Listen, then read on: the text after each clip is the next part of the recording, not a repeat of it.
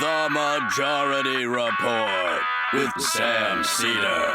It is Monday, February 17th, 2020. My name is Sam Seder. This is the 5-time award-winning Majority Report.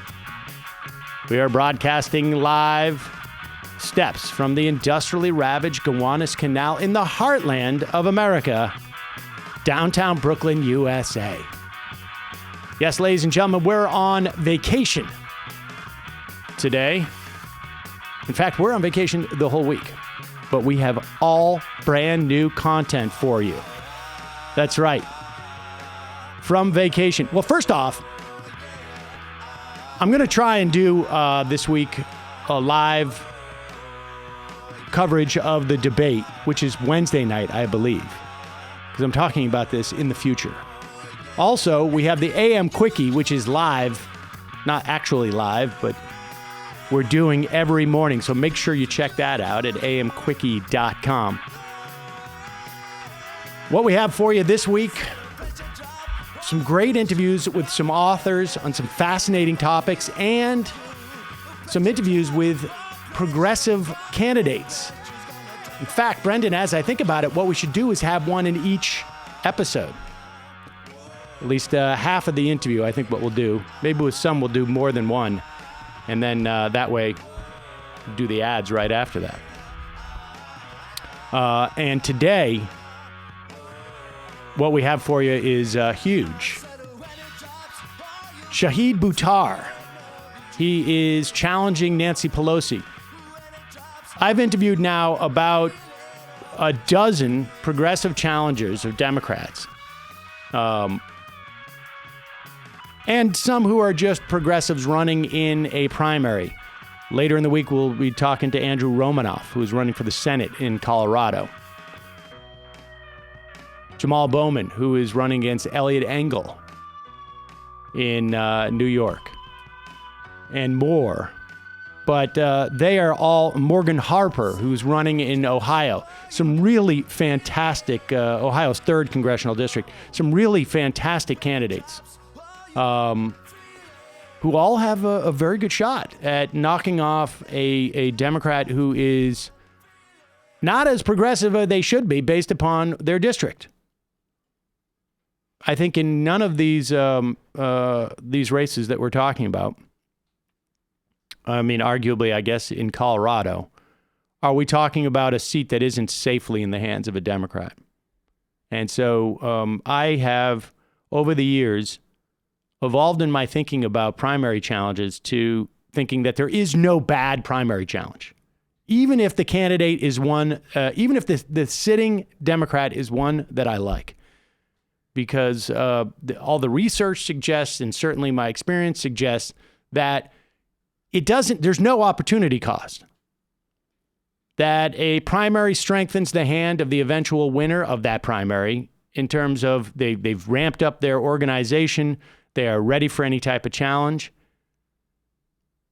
And the money spent in these primaries, I don't think we're talking about a finite pool of money. I think people, broadly speaking, will support as many good candidates as they come across.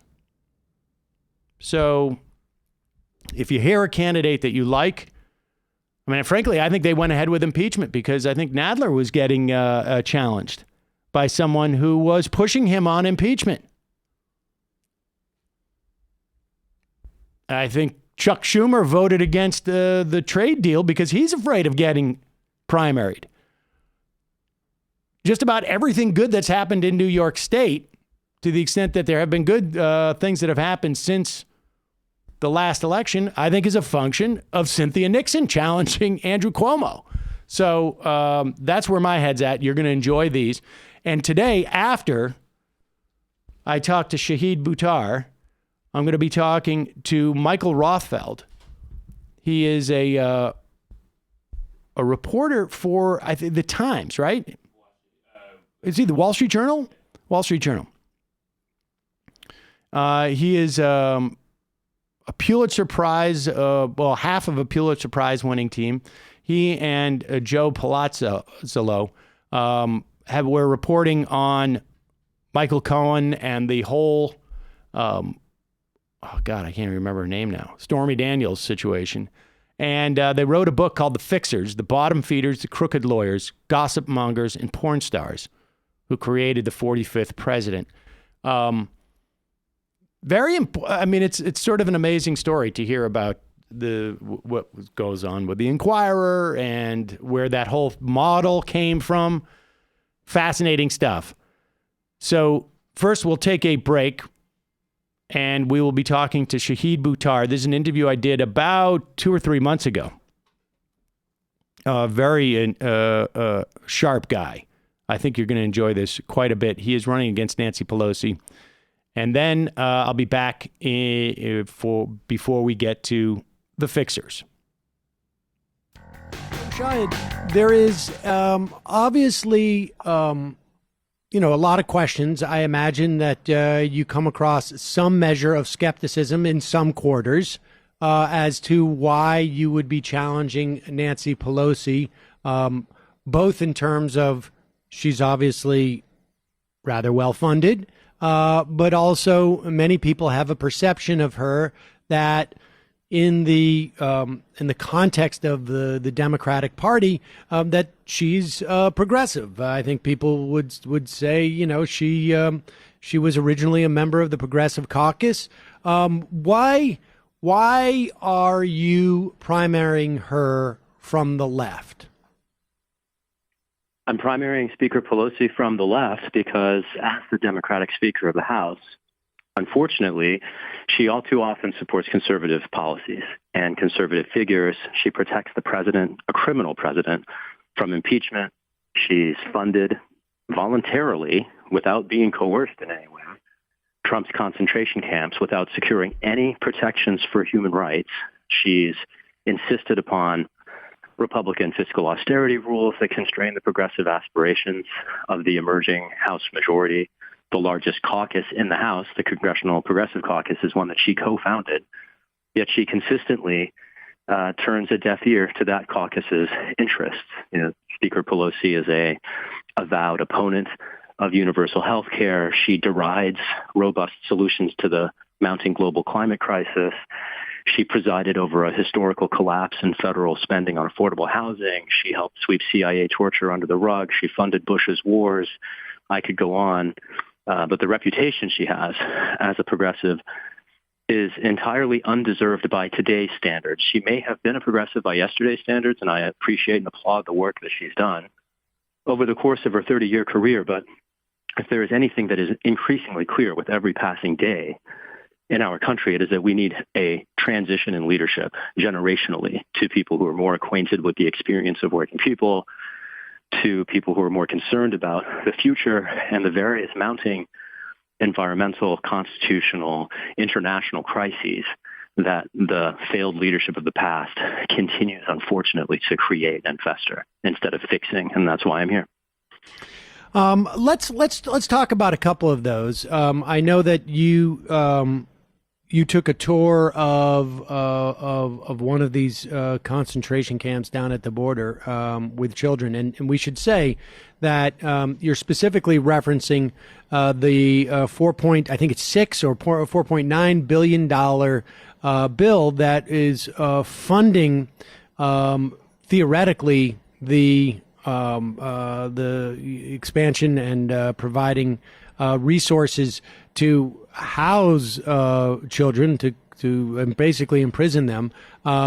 There were progressive defectors. To illegally imprison them. I mean, that's the thing worth noting, is that we have no authority to detain these people, right? This is an illegal enterprise from the outset that Speaker Pelosi could have defunded, like she could have defunded Bush's illegal wars. But at every opportunity to support a military-industrial complex, even when it undermines human rights, again, unfortunately, Speaker Pelosi has not been on the side of this city. She's instead represented the Beltway in Washington.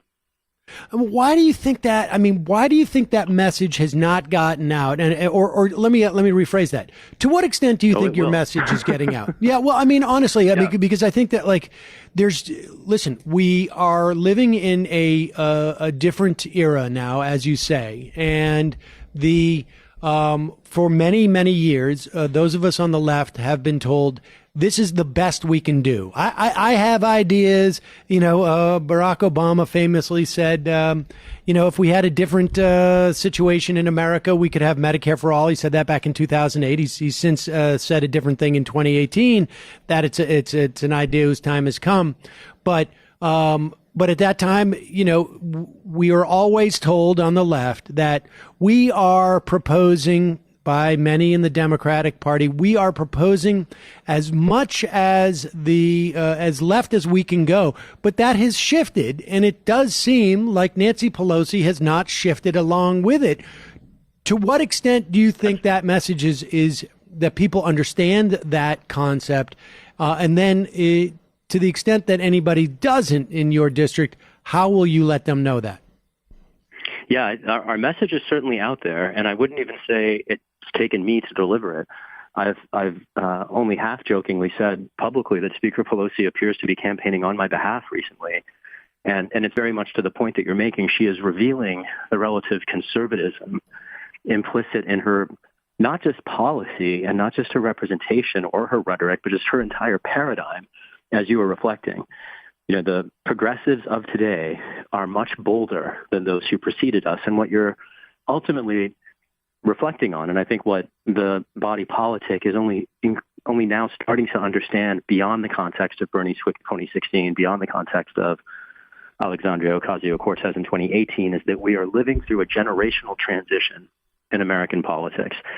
And it will be an earthquake. By the time it is done, the boomers will be gone. The millennials are already the largest generational voting bloc. And that's why Bernie did so well in 2016. It's why he'll be the next president.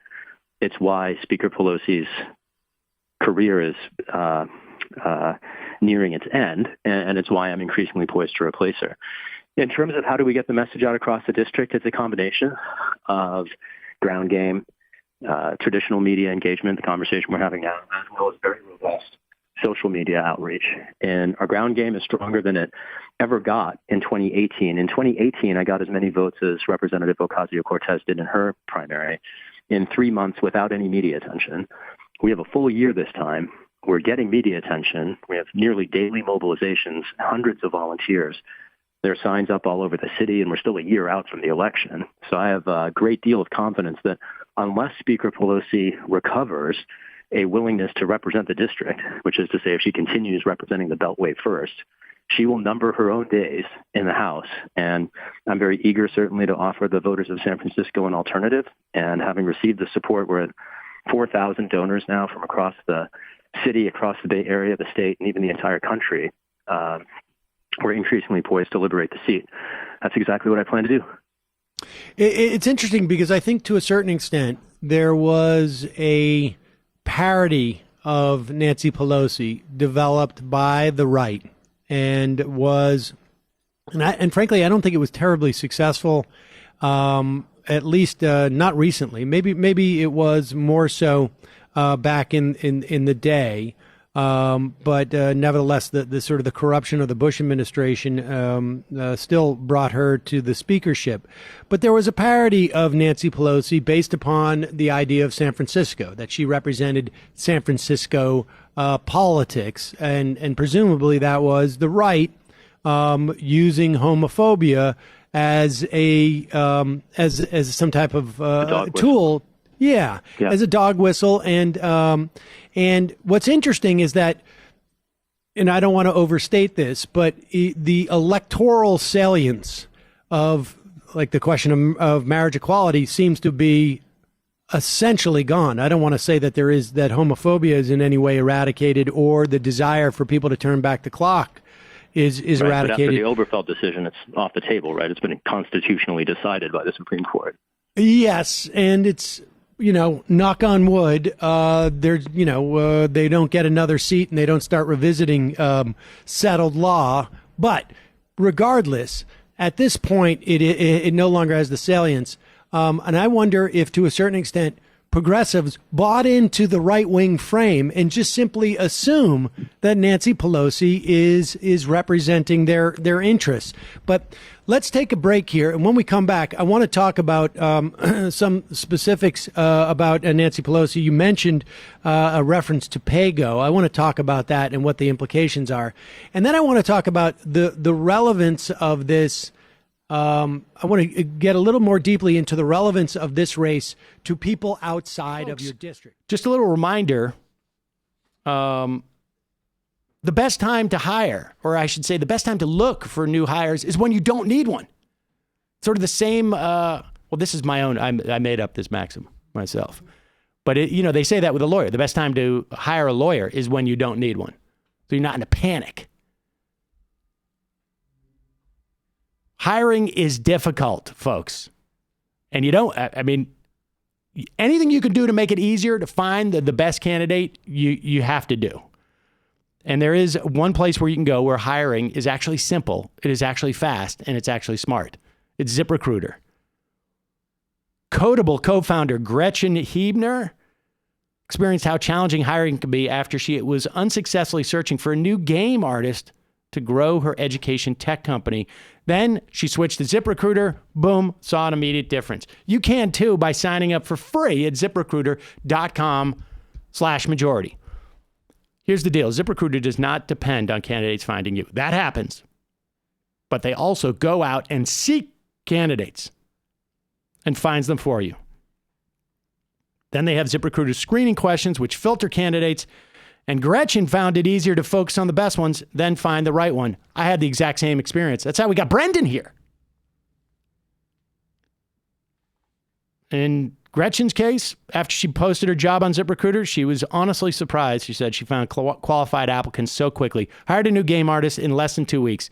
That was exactly my experience. In fact, I had a wealth of riches. Is that the way you say that? An embarrassment of riches. Yeah, it was embarrassing too. But fortunately, I wasn't so embarrassed that when Brendan came in, I was still on top of my game. We hired him. Boom. It's no wonder 4 out of 5 employers who post on ZipRecruiter get a quality candidate within the first day. ZipRecruiter, it's the smartest way to hire. See why ZipRecruiter is effective for businesses of all sizes. And try ZipRecruiter for free right now at ZipRecruiter.com/majority. That's ZipRecruiter.com/majority, MAJORITY. Majority. Also, folks, I think you know that for much of my life, I've been sartorially challenged. And my game has been upped over the past couple of years, and in part because, I'm a single guy again. I got to up my game. But I'm not going to go crazy. I'm not going to get super, super stylish. But one of the ways that I have been upping my sartorial game, Stitch Fix. It's an online personal styling service. It delivers your favorite clothing, shoes, accessories directly to you. I hate to shop. I cannot stand it. This was super easy. First, what you do, I filled out a style profile, right? Like, I like these type of things. I don't like those type of things. Sorry, I'm not going to wear a mock turtleneck. Yes, I like sort of some basic stuff. Then an expert stylist sends me a hand-picked box of items based on my preferences. They have men's and kids' boxes too. So there's no subscription required. You can pick between automatic shipments or only getting new prices on demand. Shipping, exchanges, and returns are always free. Plus the $20 styling fee, it's automatically applied towards anything you keep from your box. So they send you your box and you decide, I like this, I don't like that, I don't like this. And for me, it was about 60%. I don't know how to calculate that. There was like 5 articles, and I think I did 3. So that's 66%. That's a pretty good rate. This is my big thing. This is my big upgrade. These shoes. I don't even know what the brand is, but it's, they're like desert boots, right? They're Penguins. Never heard of them before, but this is right up my alley, right? But it pushes me a little bit too. I don't quite get this stylish. Those are the types of shoes my girlfriend wants me to wear. There you go. Boom. Believe me, you get to my age and you realize I'm not fighting it. You go right there. Now, to be honest with you, if I had walked into a store and I had seen these, I would have been like, I don't know, it wouldn't even occur to me. And I would walk out of the shoe store like I've done. Brendan knows I've done this. I walk into the shoe store and then I walk right back out because I can't, I get overwhelmed. It was fantastic. You can get started today at stitchfix.com/majority. Get an extra 25% off when you keep everything in your box. That's stitchfix.com/majority for an extra 25% off when you keep everything in your box. Check it out, ladies and gentlemen. So, Shahid, in the last segment, you basically outlined for us both your strategy going forward. You made a point of reminding us that this is your second race against Nancy Pelosi. Last time, with virtually no resources, no time, you got into the race late. You had a formidable showing, garnering as many votes as AOC did in her primary against Joe Crowley. Of course, we know how that ended. And now you have a year to ramp up in your battle with Nancy Pelosi. Now, there's a lot of people out there, I imagine, who are from San Francisco who are saying, you know, the set of issues for people in San Francisco is not identical to the set of issues, or I should say is more expansive maybe than the set of issues for people outside of the district who might be interested in this race. Just, is there a delineation in your mind? I mean, because it's not, you're running against someone in the leadership of the Democratic Party. This is not like you're running for, a seat anywhere else, frankly, in the country. Yeah, that's right. Here in San Francisco, just to be clear, I don't think any progressives are under the illusion that Speaker Pelosi is supporting progressive interests. I think that's an illusion that only gets projected outside the district by the national press. But here locally, anyone who would describe themselves as progressive would see her as an enabler of the Trump administration, if only because we watch her more closely, I think, than many people around the country. But as we look at the delineation among the issues, Medicare for all and the need to establish health care as a human right in the United States and join the rest of the civilized world is a priority for people across the country. And I think it's an urgent national priority. It's also an urgent priority for people here in San Francisco. The Green New Deal and the need to address the not looming anymore, but the mounting global climate crisis that is now upon us, that is already killing Californians. Last year, dozens of Californians died in a set of wildfires that were exacerbated by climate chaos that the prior generation of policymakers effectively contrived by deferring to fossil fuel extraction, by runaway corporate extractive capitalism, and a military-industrial complex that has been hell-bent on, quote, opening new markets around the world, which is to say plundering their natural resources to support Wall Street. I present a very different alternative than that. As an immigrant whose family lost our house when I was 16, I have understood what the empire looks like from underneath the boot. And that's unfortunately an experience that more and more people have had to experience. Here in San Francisco, and other of the issues that's really crucial, that I think is also crucial around the country, is affordable housing. We have among the most acute crises in housing costs in any city in the country. And I was just in Atlanta for the Democratic Socialists of America conference, and I learned there that in Atlanta, there's an urban housing crisis. There's an urban housing crisis around the country at the same time as many rural and ex-urban communities are suffering from a depopulation as urbanization continues. And in that context, I think the interest here in San Francisco in reviving federal spending on affordable housing, which has collapsed over the last 20 years, maps very closely to an increasingly widely shared national experience. So whether it's Medicare for all, whether it's the Green New Deal, whether it's affordable housing, whether it's dismantling mass incarceration and mass surveillance, these are all issues that I'm very committed to, that Speaker Pelosi, unfortunately, problems that she has helped create, along with the rest of her class of corporate Democrats aligned with corporate Republicans on too many issues. And I and the squad, for instance, and other people that are emerging from the body politic, particularly from younger generations, we aim to present a very sharp difference that is grounded in the experience of the American people instead of the imperial aspirations of a military-industrial complex whose architect warned us to fear it. What's fascinating about what's happening in this era is that we are seeing in a way that we haven't seen in the past. I mean, because and certainly, if you go back 10, 15 years ago, there were movements to primary various Democrats.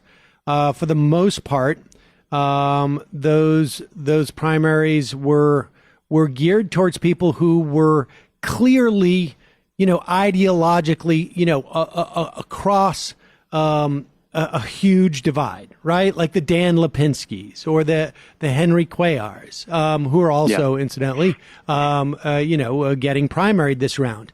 But what we're also seeing is serious challenges. And I think, at least in part in the wake of AOC defeating Crowley, but also, I mean, just as a function of, like you say, there's a new generation of Democrats with a clear, more distinct ideology that is more reminiscent of the Democrats from, the early 60s and during FDR's time. And it's rooted in our experience, right? I mean, in 2008, when the global financial crisis happened and Democrats teamed up with Republicans to bail out Wall Street and basically throw students and working families to the wolves, that was a point at which, and people were saying at the time that the Occupy movement failed, and part of why Bernie's going to be the next president, the reason why AOC is in Congress, and the reason why I'm about to replace Nancy Pelosi in the House is because we didn't actually fail. It was just a long fuse. And what we are witnessing now is the maturation of a political generation that, frankly, got screwed so badly by the bipartisan corporate rule that we are not having it anymore. That same stale consensus on corporate rule, that's what created Trump, because it so poorly served working families. It so dramatically exposed Americans across the political and economic spectrum to mounting crises, whether crises in police violence, in food security and availability, the climate crisis, like I mentioned, and weather events of increasing severity and consistency. It's the failure of the past that is driving that radicalization of young people and older people. I think, we see in the president's demagoguery a dire need for Democrats to show up and actually mount the so-called resistance that they've been encouraging the rest of us to demonstrate. I've been resisting corporate administrations from both the Democratic and the Republican Party for 20 years. I know what resistance is, and what Speaker Pelosi is offering us is nothing of the sort. All right, Shahid, we have just a little bit about a minute left here, and let me just frame this question with copping to, in the past, perceiving these incidences of and I think there's a clear-cut difference here in terms of what Pelosi's doing, but in terms of marshaling resources. But I have come to believe, when we see Jerry Nadler getting primaried, that it is seriously given him a stronger incentive to pursue impeachment. And then when we see people like Richard Neal being primaried, it gives him more of an incentive to go after Donald Trump's tax returns. These are the way that politicians work. I mean, I don't have an ability to assess your chances of winning at this point. I think that there are actually stranger things have certainly happened, and you've certainly proven in the last race. But with about 30 seconds left, I mean, how much do you anticipate this is going to put pressure on Nancy Pelosi, and why is that a reason for people to support your candidacy? I've helped make impossible things real before. I filed one of the first, you talked about marriage equality earlier. I filed the first marriage equality case in the state of New York in 2004. It was about a decade before Pelosi showed up to support the rights of my neighbors, and nobody thought we were going to win that struggle, and we did. Yep. So I understand how the future depends on the decisions that we make today. And I fully intend to liberate the seat. And I'll just put it this way. If Pelosi doesn't show up for human rights or universal health care or affordable housing or impeachment, she numbers her own days. And she will either show up for the district's interests or she'll be replaced. It's that simple. Shahid, how can people get more information about your candidacy? Folks can check out our campaign at www.shahidforchange.us or on any of the major social media platforms, Instagram, Facebook, or Twitter at Shahid for Change. All right. Quick break, and then we will be back with the fixers. The bottom feeders, crooked lawyers, gossip mongers, and porn stars who created the 45th president. We'll be right back. We are back. Sam Seder on the Majority Report on the phone. It is a pleasure to welcome to the program investigative reporter on the Metro desk at the New York Times, Michael Rothfeld, who is the author with his co-author, Joe Palazzolo, who is a reporter for the Wall Street Journal, of the new book, The Fixers, The Bottom Feeders, Crooked Lawyers, Gossip Mongers, and Porn Stars Who Created the 45th President. Michael, welcome to the program. Hey, Sam. Thanks for having me. And people may remember that this book is, in many respects, sort of built upon reporting that you and Joe did in 2018 that won a 2019 Pulitzer Prize. And this reporting, I think, was in the Wall Street Journal. That's right. It's like your book makes me feel bad for America. I mean, everything that's happening also does, but the, and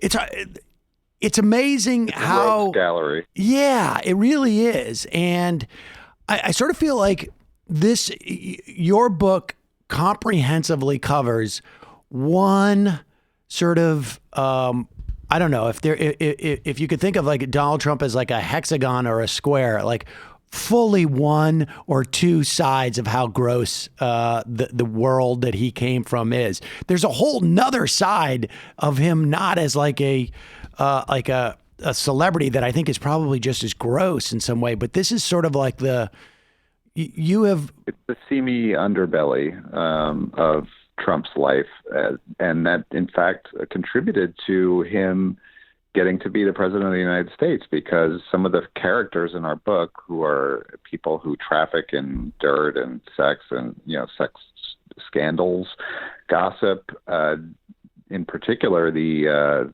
publisher of the National Enquirer, which was a longtime friend of Trump's and advocated for him.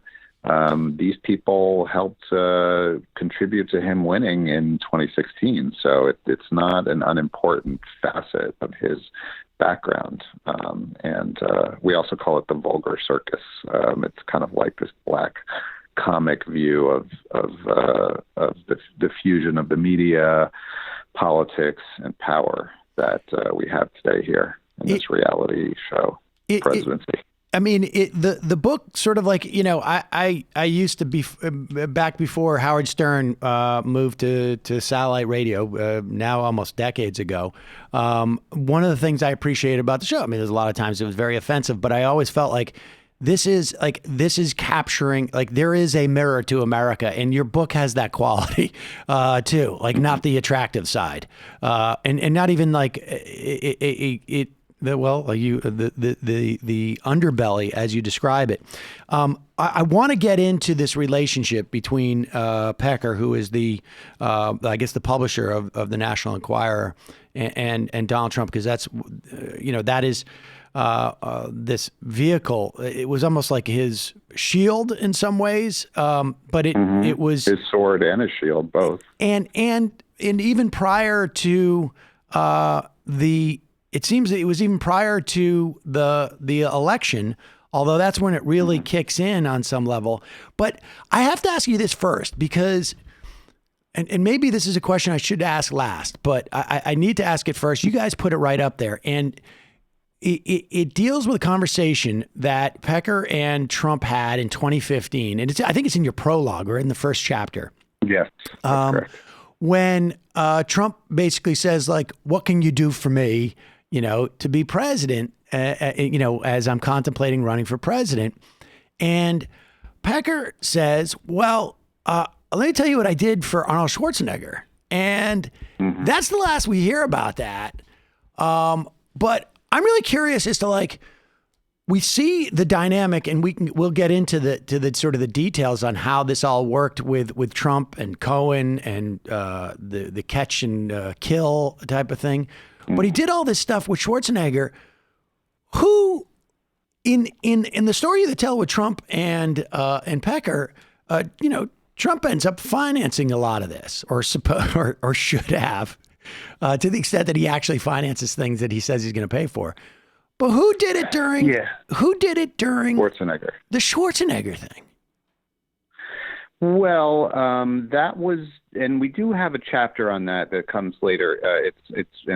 Called The First Catch. So it's like First Catch and Kill for David Pecker, and it's when he takes over these muscle magazines in 2003. So he had gone to the National Enquirer in '99, and he's trying to expand on this company, American Media, which publishes it, and he buys these muscle magazines that were operated for decades by this guy named Joe Weider, who was created the Mr. Universe competition, and Arnold and Joe Weider were really close. So Arnold was in the magazines and on the cover all the time. So when Pecker buys these magazines for American Media, Arnold is an asset, and then Arnold starts running for governor. So it was not nearly as expensive at the time. When Arnold ran for governor in the recall in California for Pecker, because he pays, I believe, there was a woman named Gigi Goyette, and she got, I believe, $20,000 right before the recall election in order to not talk about her story of having an affair with Arnold. And there had previously been a story in the Enquirer before Arnold was running and before Pecker was associated with him about her affair with him, and in fact, like in a hotel room or in a hotel where Maria Shriver, his wife at the time, was also staying. And but then when he's running for election, Pecker doesn't want it to come out again, so he basically orders them to buy up any dirt surrounding Arnold, and employees at the Enquirer called this the David Pecker Project, and it's like the first real catch and kill instance that we know of. Yes, Pecker paid for it. So it just came out of Pecker's pocket because he just thought that No, not his pocket. It was the company, right? So they're okay. Buying it, right? They're buying the rights, so they give her a contract, and they also gave her friend a contract. I believe the friend got $1,000, and not to talk about it. And then they bought up this videotape that was, it doesn't make a lot of sense. The story had already been out there, but they just didn't want it to come out during the election. They bought up a videotape of Arnold, which is you can see it on YouTube now, him dancing in Rio during Carnival, making, with women and, half-naked women, and making comments about their bodies. So they bought up a copy of that videotape for $5,000. So, the company paid for it. And in fact, we report in the book that in 2013, he did another favor for Arnold, which it was long after he was governor, but Arnold had come back to the Muscle magazines as an editor, and Pecker buys this photocopy of a naked picture of Schwarzenegger when he was young, lying on a couch, and he pays, I believe, also $20,000 or $30,000 for that, and then sends it to Schwarzenegger. And Pecker had thought he was going to be repaid for it, but he never got repaid by Schwarzenegger. So that was he's doing that as late as 2013 for Arnold. Well, was Schwarzenegger? Was he aware that Pecker was doing this in the first instance? I believe he has said that he was not, or at least that he didn't ask Pecker to do it. Right. We don't know what his knowledge of it at the time. The LA Times in 2005 found out about these deals because they were covering Schwarzenegger as governor, and right after the election, Pecker actually gave Schwarzenegger a lucrative consulting contract with the magazines, and while he was governor, and it was all a secret, and then the LA Times uncovered that, and they uncovered these catch and kill payments as well, and it sort of foreshadowed what he did for Trump, right? Because Pecker, when he started to contemplate buying up dirt for Trump in the 2016 election, got opinions from because I guess he realized that what he had done for Schwarzenegger could have been a campaign finance violation, but nobody ever caught on to it, and so he asked for legal advice about how can I do it with Trump without getting in trouble. And the way the solution they came up with was that they would, in this contract with Karen McDougal, the Playboy model who got $150,000, she not only sold them the rights to her story of an affair with a then married man, which is how they described Trump in the contract, but they also gave her health columns and magazine covers. So that was content, and they figured that, well, if we have that in there, then that's what we can say that we're paying her for. Right, as opposed of just like. So the killing of the story for McDougal was really sort of like that's just part of the broader package. Like, we own her intellectual property now, and then we just decided we're not going to run the story, but she's still writing columns for us and stuff like that. That's what they claimed, yeah. And when we revealed that in 4 days before the election, that contract, and that was what they told us. But then later, when there was an investigation by the federal prosecutors and the FBI in New York, they admitted, in exchange for not getting prosecuted, that in fact the true purpose of it was to kill the story for Trump, and that they had violated the campaign finance law. So they admitted that they had lied publicly about that. And I mean, part of the thing with Schwarzenegger, I think that I find fascinating is it also, I mean, that's what it's sort of like, Donald Trump is not, Pecker's doing the same thing that he did for Schwarzenegger for Trump. He's getting a little more sophisticated about it. But in many respects, I mean, I find it hard to believe that Schwarzenegger didn't know about it at one point. He may not have asked Pecker to do it, but I find it hard to believe that, Pecker never said, like, incidentally, you should know. It makes sense. Yeah, you would want to let someone know that you did them a favor. Yeah, and it's not, you don't get the sense that Schwarzenegger was like, that's absolutely unethical. Release that story immediately. And I guess my point being is that Trump is particularly grotesque in it, but we're looking at sort of a dynamic that I think, obviously predates Donald Trump. And here's the other thing that I've always wondered, and your book, through I think in many respects set me straight on this, but I was always convinced, at least early on, anyways, before a lot of this stuff was revealed in your subsequent reporting, and we find out through the legal cases, that I didn't understand why so late in the game they were so. And we should say that we're talking. I mean, the big stories are obviously McDougal and Stormy Daniels and the doorman. Right. I can't remember his name off the top of my head. But Dino Sajudin. Right, exactly. And why? Which again was about an affair. Like, they seem to want to quash these things late. I mean, even into to Trump's presidency, when it's like is anybody surprised by this? Like, were they that sensitive about it? At one point I was like, he must have some type of prenup with Melania that says that if it ever comes out public, because I was just like, who do they think they're kidding?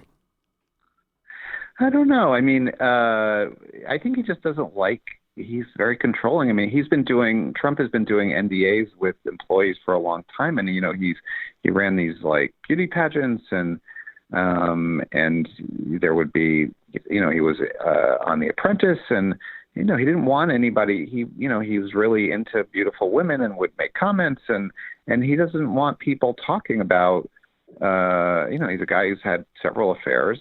And he doesn't like now. I mean, in the old days, like in the 80s and the 90s, like he would kind of revel in it, right? Like he's having an affair with this beautiful one. He's like a bachelor. He's a playboy. But over the years, he like tried to give people NDAs at the White House. He just doesn't want people talking about his dirty laundry. Now, he may have I don't know what's in his prenup, but it's quite possible that he does have some provision in there where if he commits infidelity, but that would just purely be speculation. The Dino story, the doorman love child, actually happened in the campaign. It was like earlier. It was sort of towards the beginning of the campaign.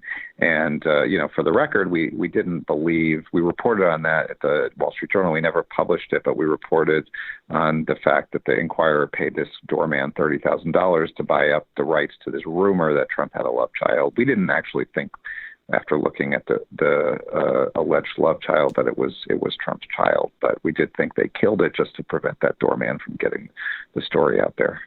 And the interesting thing about this is that, like, the Inquirer almost Pecker was sort of leveraging the reputation of the Inquirer. I mean, it was almost like a honeypot in a way, right? Like, in the sense that, one might be like, oh, what if this story lands everywhere else? But Donald Trump basically dealt with people he was almost counting, or the safety valve was the sliminess of everybody he was dealing with anyways, right? Like, because theoretically, Stormy Daniels could have gone, and you recount this. Well, maybe you should tell the story a little bit about Stormy Daniels, because the idea that, she had been trying to monetize this story, as it were, for like, I guess, almost close to 9 years now. And it like, on some level, Donald Trump is, playing in this sort of this sewer of people. And I'm not saying she's sewer because she's because of anything that she does in terms of like her profession, but like that she's looking to monetize this relationship, which I think is a little bit scuzzy thing to do. And they're counting on all the people that he's dealing with, trying to monetize it so that they'll go to the one place that he has a relationship with and can hoover this stuff up. Right. That's right. Exactly. That's exactly right. That's what David Pecker said to Trump in that meeting that you mentioned, where Michael Cohen was also there.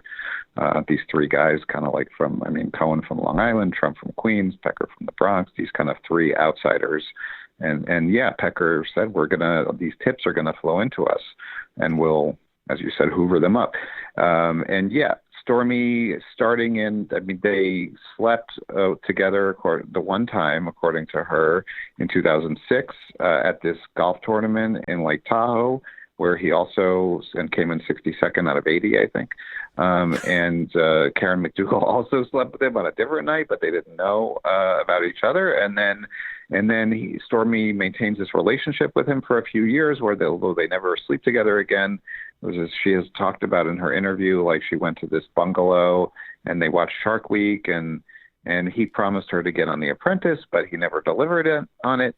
And so she was upset about that. So he's denied it, sleeping with her, but she's consistently told people over the years, like starting in 2009, at least, she told people when she was considering running for Senate against David Vitter in Louisiana, and she told her campaign manager about it.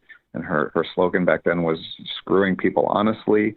And so she told him. And then in 2011, when Trump is considering running for president, she tries through her agent, Gina Rodriguez, who's this woman who was also a former porn actress who started representing women with scandalous stories about celebrities who had kind of like been dumped and wanted to make money off of it.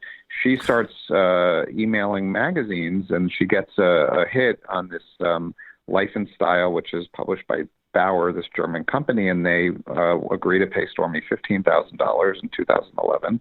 And she does an interview, and she takes a lie detector test, as does her ex-husband, who says that he heard Stormy talking to Trump on a speakerphone, and Trump used to call her Honey Bunch. So that all happens. And then before they publish, Michael Cohen, they call the Trump Organization for comment, and they get Michael Cohen calling back the general counsel, like threatening them with a lawsuit, and they just decide, it's not worth it. So they don't publish the story. So she never gets the money. So she gets shut down, and then they try again in 2016, and they actually don't have any luck because they're asking for $200,000, and nobody wants to pay them, because there was Stormy had at one point publicly denied it. So like people were saying, well, she denied it, and who really cares? And then the trigger point is the Access Hollywood tape, which is in early October, about a month before the election, and Trump is on the ropes. And so then they try to sell it again, and they briefly almost have the National Enquirer buy it, but then David Pecker says no. We have these text messages where the editor of the Enquirer is bidding on the text message chain with Gina Rodriguez, like 200, 100. 120 they settle on, and Pecker says, well, I already paid off the Playboy model. So he doesn't literally say that, but he basically says, no, we're not going to pay. And so the editor of the Inquirer calls Michael Cohen and says, you guys got to pay Stormy now. And so Michael Cohen agrees to pay her $130,000. So because of Access Hollywood, Trump was vulnerable, and Michael Cohen eventually paid her off, right? Just shortly before the election. And this is this is what he set up the LLC for in Delaware. Is that right? Right. Well, he set up two. So he first sets up one. They're both in Delaware. One he sets up. Originally, they decide they want to. Once Pecker bought Karen McDougal's story, they decide they want to buy it back secretly through an LLC and Michael Cohen secretly, I mean, this is crazy stuff. Michael Cohen secretly tapes Trump talking about this, buying it back from Pecker through an LLC, because Trump says, well, if Pecker ever leaves the National Enquirer, and what if he gets hit by a truck, the story will be owned by whoever takes over, and we don't want it to get out, so let's buy it back. And that deal never went through. So that was the first LLC, and then that's called Resolution Consultants LLC, because it's to resolve a problem. And then the second one Cohen created was called Essential Consultants, and that's the one that he used to pay Stormy Daniels. And then he also used it after Trump got elected, when he became a consultant, to try to get all these very lucrative consulting deals with big companies like AT&T and Novartis, and he gets hundreds of thousands of dollars into the same company, although he never does anything for any of these clients, so they all end up firing him. Is that how, and you just tell me, because I remember when your story broke about these LLCs, and it occurred to me there was 1,000, I don't know how many LLCs that day were incorporated in Delaware. Right. People go to Delaware because there's because of the tax laws, and because of the requirements to file an LLC there, less disclosure. Right. What how did you guys figure that out? Yeah, that was key. That was when we first got a tip. We thought we knew Karen McDougal had been paid off, but we thought Stormy had been, because she had the same lawyer, but we didn't know who had paid her, and so we kept asking around. And someone gave us a tip, one night at a late night dinner, and said, "Think taxis." And Michael Cohen was a taxi medallion owner. And so we knew that was what the source was telling us, and the source told us that she had been paid through an LLC that had some kind of funny name like Damage Control LLC. And so we're like, we got to find that LLC, because, we're investigative reporters. We don't want to make phone calls about something really hot like that, because, if somebody we talk to tells a competitor, then we could lose the story. So first, let's try to find the LLC. So we just basically started searching through all the records we could of entities in Delaware. Like you said, there's 15,000 a month created there. Delaware was our prime target, because as you said, you can be secretive there. You don't have to put your name on it. So we were just searching all the ones that were created in September, October. So you guys just assumed it was Delaware and that it was started in September, October, because the source told us that the deal had been made in October right before the election. So that was when we figured Michael had created the LLC. So we were looking around. Yeah. He was so lazy that he kept using it. Not only that, he also put his name on it, even though he didn't have to. So when you're looking at that was really the key for us. I mean, if he hadn't done that, I don't know that we could have found it, because so you can hire somebody to file it for you without putting your name on it. Right. You have an agent, essentially, right? An agent. Yeah. Yeah. And he had a registered agent, but you could hire a lawyer to do it with the registered agent. So you can't see this online, but we did get some guidance from other sources. So we knew Resolution. So we thought Resolution Consultants, which was the first one we found, was the one he used for Stormy. And so when I called Delaware and I said to them, can you pull the actual papers, which you can't see online? And he sent them to me. And actually, the guy I've been dealing with for a few weeks was very helpful. And I told him, look for Michael Cohen. And he calls me up and he's like, bingo, that's it. It's Michael Cohen. He's his name. So Cohen didn't pay a lawyer to do it for him. He puts his own name as the person in charge of the corporation. And that was how we first connected him to that LLC. And then subsequently through that, we found the second LLC that he actually used to pay her. Is that just like incompetence? I mean, that's incompetence, right? I mean, it certainly seems that way. Yeah. I mean, if you're trying to keep it a secret, right, and you have the opportunity to keep your name off of it, and then you would want to do that, but he didn't do it. I mean, he did, and then he actually was already under investigation, in part through those consulting deals he did because of the Mueller investigation, into Russia. Right. And one of the consulting clients was a guy who was the cousin of a Russian oligarch, and although it wasn't really the oligarch that was the client of Michael Cohen, but because of the relationship, the FBI had already pulled all of the records from that LLC, and they were looking into his consulting contracts. I don't think they looked into the Stormy Daniels payment until after we reported it, and that was transferred from Washington to New York, and then they started investigating him for that too.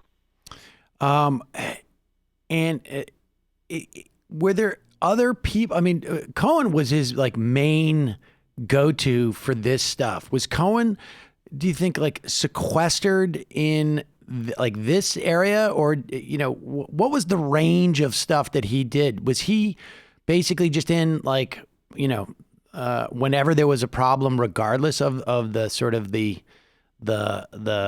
nature of the problem, he was deployed, or was he basically just you're the guy who deals with all the media stuff? He did media, and he did threats, and he did so. I mean, it was almost like he gravitated to it because he wasn't a good lawyer. He had been a personal injury lawyer, and he just really admired Trump, and he went to work there in 2007, and he did get some regular projects, but he didn't succeed in real estate type things. He didn't succeed at any of them, and Trump tried to fire him or ask some people, because he actually doesn't like to fire people in real life, except on his show he pretended he did. But he asked some other people to get Michael to leave, and Michael said no. So Trump kept him, and he cut his salary. But then Cohen found this niche with Trump because he was willing to do anything, no matter how questionable it might be, because he so admired Donald Trump. And so he basically would call up reporters and threaten them, or the magazine, like we said before. He also would call up vendors and try to get them to reduce their bills. That was another thing that he did. He helped Trump write nasty tweets.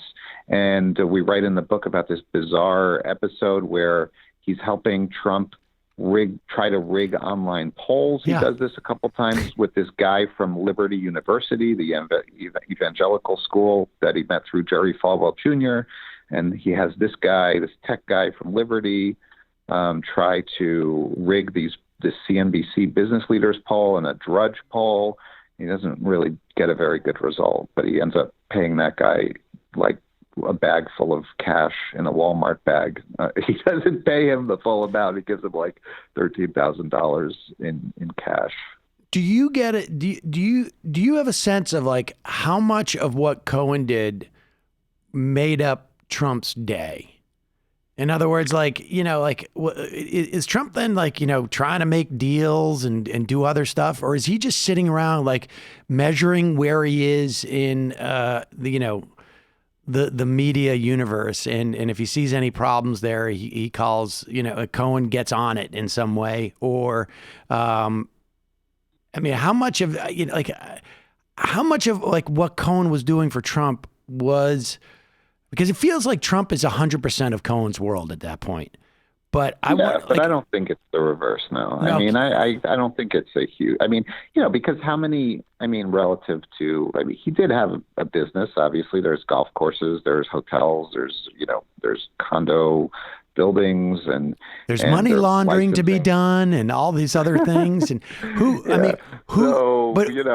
Michael's there on the side. He wasn't really a real part of the Trump organization. He worked there, but he was separate from its actual business units, and he wouldn't tell anybody what he was doing, and I don't think they really wanted to know, the other people, and that's what they have said after he left. They're like, well, Michael was really not a competent member of the organization, but Donald Trump always needed somebody like that. I mean, Roy Cohn was more who was his first fixer we talk about in the book, who was the former counsel to Joe McCarthy, and he was an actual competent lawyer and fixer. He also operated on the edge, but he was the first one that Trump used to try to manipulate the media. But Cohn was actually really connected, like in politics in New York City, and helped Trump with a lot of his developments. So he was kind of a mixture of like an actual aide and doing these fixer type things like Michael Cohen. So do you have a sense of like who was that guy when Roy Cohn dies and leaves the picture? Trump's got Cohen to do sort of like, maybe 10, 15, 20% of what Roy Cohn did, and maybe even like a little bit more bottom feedery, maybe. But who filled the other part of that vacuum? The other part, meaning like all the other things that Roy Cohn was doing for Trump in terms of like, more, I don't know, legit, that required more competence. Right. Yeah. I mean, I think he had different people over the years who would fill different, who would fill different aspects of that role. So he had the casino businesses and then he had the real estate. And, we didn't obviously have room to get into every single person, but I think there are people who like had little slices of that, and none of them were as enduring as Roy Cohn or Michael Cohen. But and even like in the White House, he tries to get that kind of a mini-me type fixer from a lot of people. Like he asked his one-time campaign manager, Corey Lewandowski, when he was at the White House, and Lewandowski is a lobbyist, to deliver a message to Jeff Sessions that he should make an announcement that Trump wanted about them. So he's always like, hey, can you do this? I mean, and it goes all the way to the impeachment, obviously, with Rudy now, and running around Ukraine, like trying to get an announcement. I mean, it's the same thing. Get an announcement that's going to help me. Can you just do that? And, Lewandowski was like, I don't want to do that. Like he gives it to some other guy, the note, and then that guy throws it in the garbage because he's like, I'm not doing that. A lot of people just don't want to do that. Right. But I mean, it seems like it's hard for Donald Trump to find someone who is competent because of the ridiculousness of the client that they would have on some level.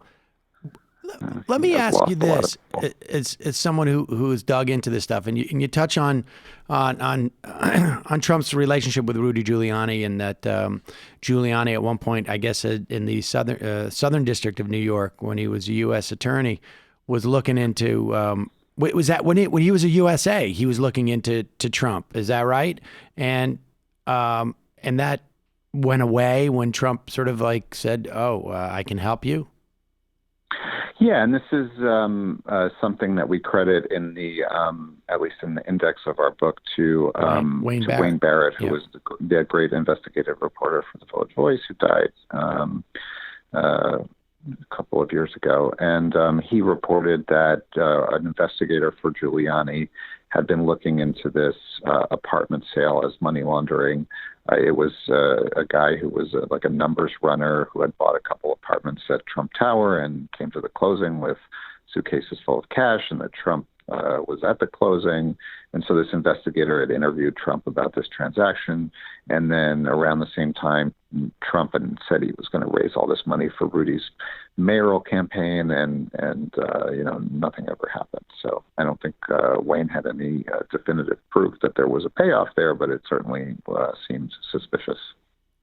Yeah, and Wayne was on this program. I mean, I interviewed him many times over the years, but was talking specifically about Trump in the summer before he died, and was going on and on about Sater, Felix Sater, of course, right? Which is, I mean, it's interesting. It just feels like there were different silos of people like that Trump would attract. that weren't necessarily, didn't necessarily commingle that much, but all seemed to have, like, to one degree or another, all seemed, the ones that would hang around were of a certain ilk. Yeah, people who were attracted to Trump's star, who just found him to be that they could get close to him and he would let them in. That was the reward for them, in part, plus money, when they could make it. But and it does seem surprising that somebody so successful would let people get so close to him, who had these questionable backgrounds or were willing to do these questionable things. But Trump finds them useful, and so he does let these people in, and he's very skillful. I mean, you have to give him a lot of credit for the fact that he doesn't let it, or he has found a way for it not to really tarnish him too much, in terms of like his opinion with a lot of people in this country. Well, yes. I mean, he brushes them off when it's the whole purpose of people, at least for the fixers. I mean, not necessarily people like Felix Sater, who was pursuing this with Michael Cohen, this Russian Trump Tower in Moscow during the election campaign, but people like Cohen or David Pecker, who would be willing to do things for him, and it insulates Trump from actually paying off somebody, a porn star or a Playboy model himself. And so it's one removed, and then when they get into trouble, Trump says, I don't know that guy. Who is that guy? He did very little legal work for me. How do you think? I mean, he's got, with any segments, I guess, sort of like a certain Teflon thing. I think there's just, you run in that sort of type of desperate crowd on some level. It's not going to hurt you. Nobody expects full ethics, I guess, maybe on some level, but maybe Cohen did. That he sort of felt rejected. But how do you account for the fact that, I mean, you told the story about Rudy, maybe thinking that he's going to get $2 million for his campaign. One would think that if he didn't get that money, that he wouldn't have the same attitude towards Donald Trump as he has today. But how do you explain that Donald Trump, with all the stuff that he was involved with over the course of 30 years in New York City, 40 years, never, ever seemed to get in much trouble? Like legal trouble. Is he that savvy? We have to put the caveat there that, so he hasn't been found to have broken the law. So, we can't assume that he broke the law, as I'm a reporter. And so we operate in that realm. But, he also learned from his dad about, Fred Trump, who was a developer and involved with the Democratic Party politics, and kind of knew how to move in the circles of the political sphere and use government programs. So he got a certain savvy from his father in terms of how to operate. And then he also does these other things that, he doesn't email, he doesn't text message. So he probably learned about not putting things generally in writing if they're damaging. He doesn't do that. That's certainly, especially in these hush money deals, right? A lot of it, we had this tape from Michael Cohen, but other than that, there's like a real dearth of a paper trail, which would certainly make it hard to prosecute somebody for something. He was investigated by the FBI, like in the days of his casinos in New Jersey, and they were looking at him for potentially also like campaign finance related stuff. And he again, the same thing, like not a lot of evidence. And then he also befriended FBI agents, some people that had come into contact with him, and he establishes relationships. So it's in the New York kind of FBI overall, office, right? Yeah. Again, not suggesting that he paid anybody off or anything like that, just that he knows how to, he knows how to manage these issues very well, and that has allowed him to keep himself safe. And the third part of it is that what he learned from Roy Cohn, which is just that you create your own reality. That was, I mean, you learned it from Roy, or Roy certainly accentuated his natural tendencies. But, Roy Cohn said you just kind of state your own reality regardless of what is the evidence to the contrary, and people will believe it. And that's something that we see every day from Trump when he just says things that belie what seems obvious to us, but there's a lot of people who just don't trust the media, or they don't trust whoever's on the other side, and they want to believe Donald Trump, and so they do, and that also has benefited him greatly, is just being able to do that. The book is The Fixers, The Bottom Feeders, Crooked Lawyers, Gossip Mongers, and Porn Stars Who Created the 45th President, written by Michael Rothfeld, along with Joe Palazzolo. And Michael, thank you so much for your time today. We're going to put a link to the book at majority.fm and in the podcast and the YouTube. So thanks so much for your time. Really great talking to you. Enjoyed it. Thank you. Me too.